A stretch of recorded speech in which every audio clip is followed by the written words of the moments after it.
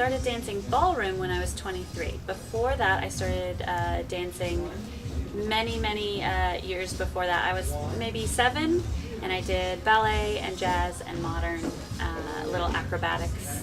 And then I started dancing ballroom when I was 23 years old. I had gone in to take lessons at a Fred Astaire studio and in ballroom, and realized that it was exactly what I wanted to do.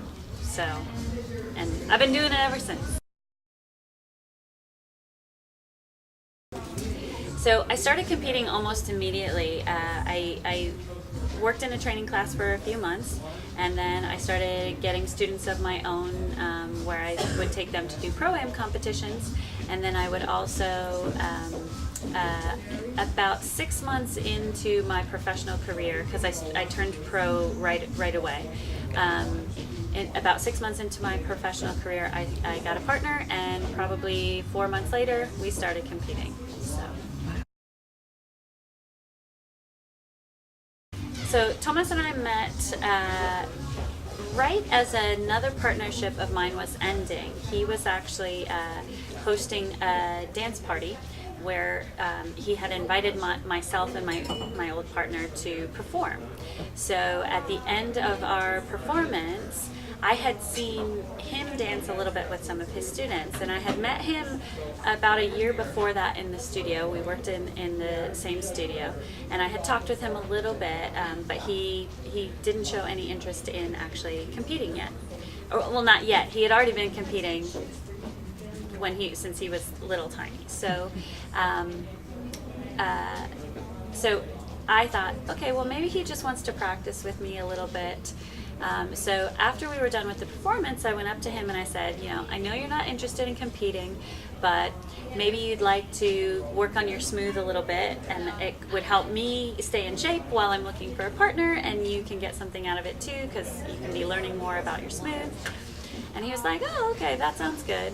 So then I would schedule tryouts around when he and I were going to be practicing as well, kind of make him jealous a little bit. And then about 2.5 weeks later, after we had been practicing and I had been taking other tryouts, he was like, I think we need to have a talk. I'm ready to do this. And I was like, haha. We started putting together routines. It took us, I think, maybe 5 or 6 months.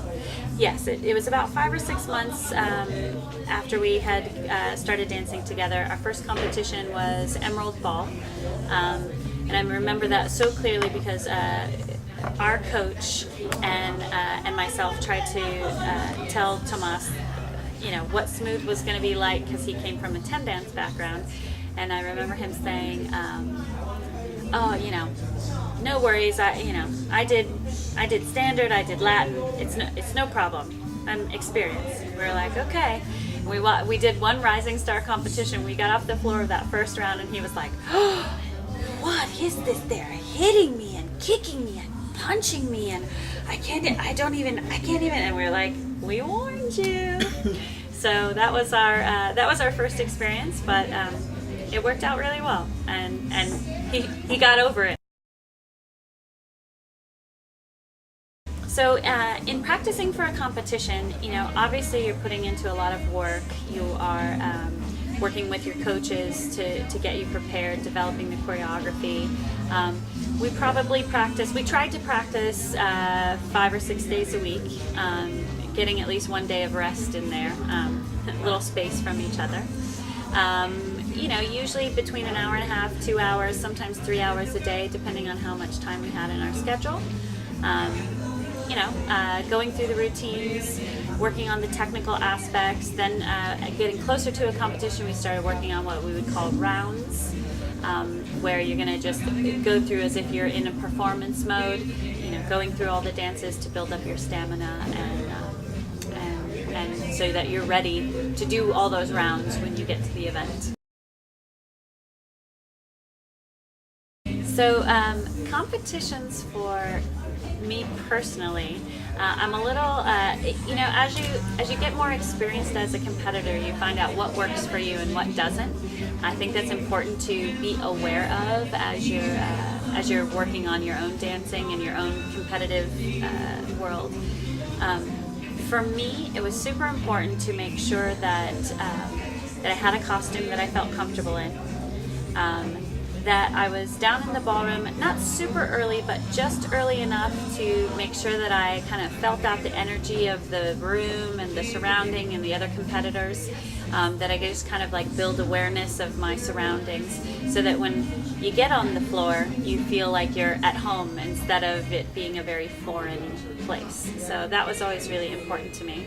And we always tried, Tomas and I always tried to have it feel like we weren't trying to win. We always said to each other before we get on the floor, let's go give them a good show. And I think that was probably one of the keys to our success. The most memorable competition or event that we'd ever had, I mean, I guess the one that should stand out is when we won our first title. Which was super exciting. The cool thing was about that, when we went into that event, the field was wide open. It was at a very volatile time in the smooth, and a lot of partnerships had broken up or retired. Some of those teams had reconnected with different partners and came back together. So really, any of the 6 couples that were dancing could have actually won the event. So that was probably the most fun because there was no stress on us. That we had nothing to lose. We were the newest couple as far as just dancing smooth together in the final. So it was very exciting, and I think that part of our success in that, it was again because we didn't feel like we had to compete to win. We just were excited to be in the final and hope for good things. Even if we were 6th, we would have still been better than we were the year before. So when you got nothing to lose, it's a good place to be. My favorite event to go to, I think, always has been Holiday Classic. Just because it's, first of all, it's really fun. They have a great party at the end. They always have a great show at the end that I've been lucky enough to be a part of for about 12 or 13 years now. Am I aging myself? And that's always fun to put that together and to be a part of something even bigger than just your own dancing. So that's kind of exciting.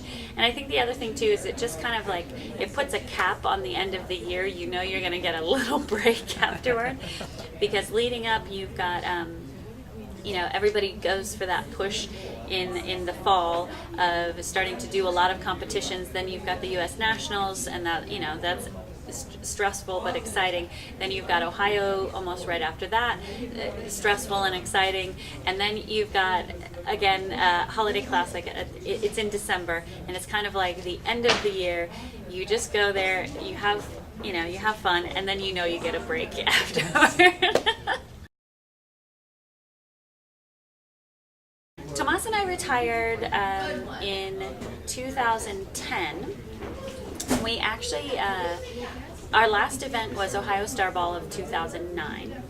We had attempted to do a couple of other events after that, but Tomas had some fluke medical things, one of which he got emergency appendicitis and had to go in the hospital and have his appendix taken out. That kind of lays you up for a little while. And we just finally decided that after that, we were kind of done. We didn't have anything else to really prove. We really were kind of ready for a break, and then I got pregnant. So that kind of sealed the deal. But we did actually still do a few shows even after I was pregnant. During the pregnancy, I think our last show was when I was about 5.5 months pregnant. So we did the Millennium Dance Sport, and that was really exciting because we were with basically all of the top couples in the U.S. and even a couple of the top world couples doing their show. if I were to, do it all over again, it's definitely choosing to be a ballroom dancer as a profession, to be any kind of dancer. It's a tough life, especially at the beginning when you're starting out. You know, just like in any career, you're at the bottom of the barrel. You're not making as much money. So all of those things add into stress. But you do it because you love the dancing. You love the performing. You love the competitions. Whatever aspect suits any of the dancers. But there's a big sacrifice. You give up a lot of your own personal time. Because you're spending so much time in the studio, so it's really hard to have an outside life. It's very consuming, so you have to be ready and you have to love it, because if you don't, you're gonna just be miserable the whole time. As it was, I always had a great time. I always had fun. I worked in different aspects of it. I would encourage people to learn not only the dancing, but how to teach, because that's the longevity in your career. You can only perform for so long at a high level, and then you need to be a good teacher. So you need to pay attention to how people teach and what styles work for certain people, and be versatile in that, and and love what you do.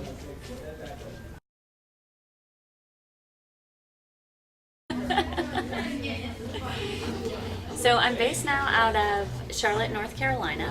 We were in New York City for about 10 years, and then just decided that once we had the baby, little Ruby, that it was time to have a little bit more easy life, a little cheaper life, a little bit more family oriented. New York City is not the easiest place to raise a small child, so we're in Charlotte now, and I teach and travel around the country, coaching both professionals and amateurs in their journey to their dance careers. I like all kinds of music. I have a pretty wide range of a pretty wide range of an ear, I guess you could say. Although what I don't typically like is music that has a very screechy sound to it, like hard rock, not hard rock in general, but I think they call it acid rock or something like that, or some of the alternative stuff gets a little whiny, screechy sounding to me. Pretty much other than that, I'm open.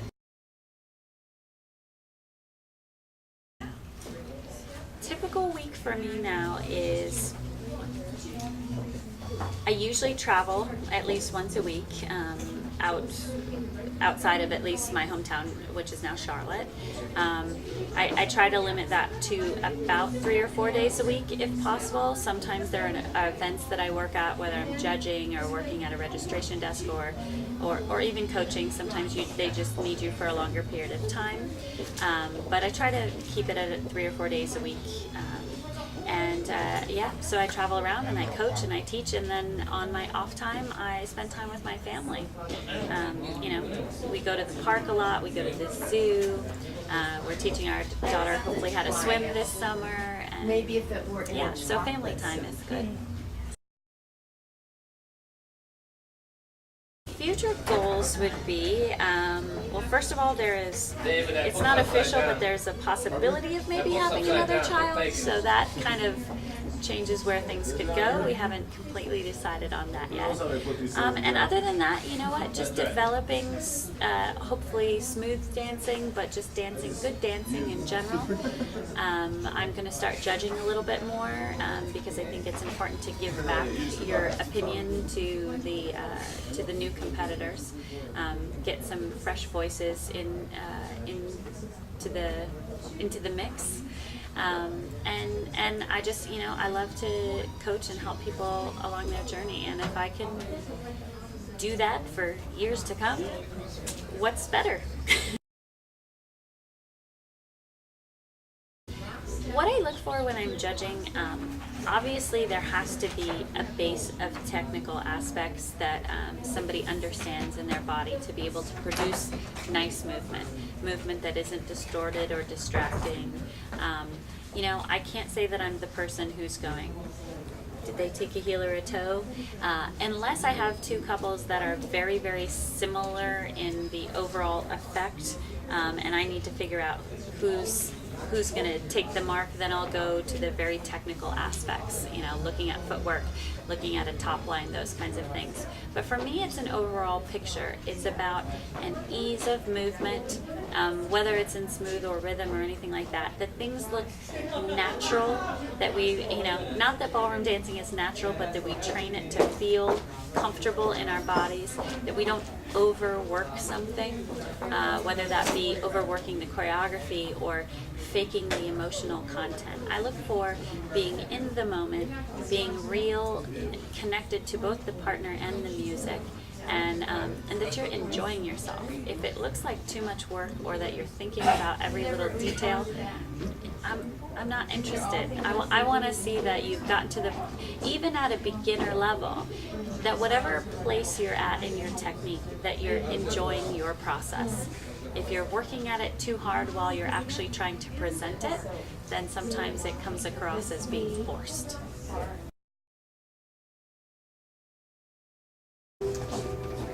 I'm inspired by lots of people. I'm inspired by everybody. Like I love watching dancing in general. When somebody really loves it and feels a passion for it, and that makes me want to enjoy that experience with them. Inspiring me in my dancing career, probably previous to that. I mean, certainly my coaches, Eddie Simon was certainly, I was always a big, Charlotta Jorgensen is also another one of our coaches who, you know, really taught me the sense of being elegant and understanding how to present yourself on the floor. And so as far as dancers, they're definitely, but I'm inspired by all of my students, you know, like I just think that dancing in general is exciting. My life outside of dancing is being a mommy. Yay! The best part. The best part. You know, I change diapers and it's not glamorous, but it's worth it. So she's worth it.